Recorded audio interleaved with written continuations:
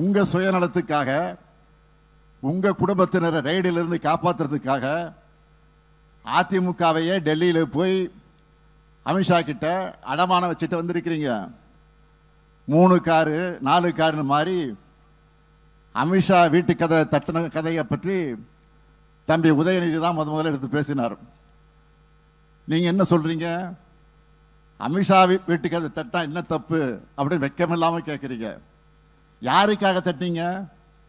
உங்க குடும்பத்தை ரைடிலிருந்து காப்பாற்ற உங்க கட்சியை அடமானம் வைக்கத்தானே தட்டினீங்க. பாஜக கூட்டணியால தான் 2021 சட்டமன்ற தேர்தலில் நாங்க தோற்று போனோம்னு நீங்களும் சொன்னீங்க.